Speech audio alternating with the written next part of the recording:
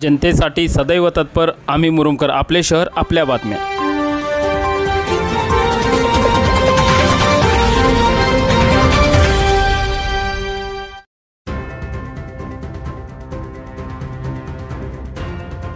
शेतकऱ्यांचा सण असलेल्या बैलपोळ्याच्या दिवशी एकीकडे शहरभरात जल्लोषाचं वातावरण होतं, तर त्याच बैलपोळ्याच्या दिवशीच एका अल्पभूधारक शेतकऱ्यावर दुःखद प्रसंग ओढवला।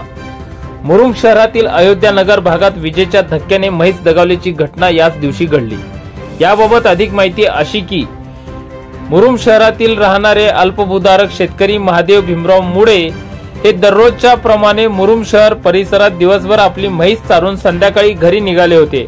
अयोध्या नगर भागातील विद्युत खांबावरून तेथील स्थानिक रहिवासी रतन रोळे यांच्या निवासस्थानी विद्युत पुरवठ्याची सर्व्हिस वायर देण्यात आली आहे। ही चालू असलेली वायर खाली असलेल्या तारेच्या कंपाऊंडवर तुटून पडली। वीज चालू असलेली वायर तारेवर पडल्याने संपूर्ण कंपाऊंडमध्ये विद्युत प्रवाह पसरला। वायर तुटलेल्या ठिकाणापासून जवळपास अर्धा किलोमीटर अंतरापर्यंत जात असलेल्या तारेच्या कंपाऊंडमध्ये विद्युत प्रवाह पसरल्याने तिथूनच जवळून जात असलेल्या म्हशीला कंपाऊंड तारेचा स्पर्श झाल्याने म्हशीला विजेचा धक्का बसला व म्हैस जागेवरच दगावली। लागलीच महावितरणच्या कर्मचाऱ्यांनी येऊन वीज प्रवाह बंद केला। ही घटना सोमवारी सायंकाळी 4:30 वाजण्याच्या सुमारास घडली। यावेळी मुरुम शहर पोलीस ठाण्याचे बीट अंमलदार साखळे यांनी घटनास्थळी भेट देऊन पंचनामा केला।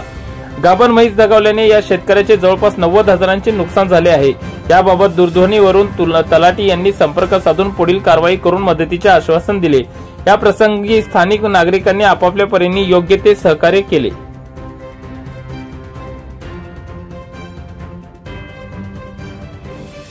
इतर बातम्यांसाठी पाहत राहा आम्ही मुरुमकर, आपले शहर आपल्या बातम्या।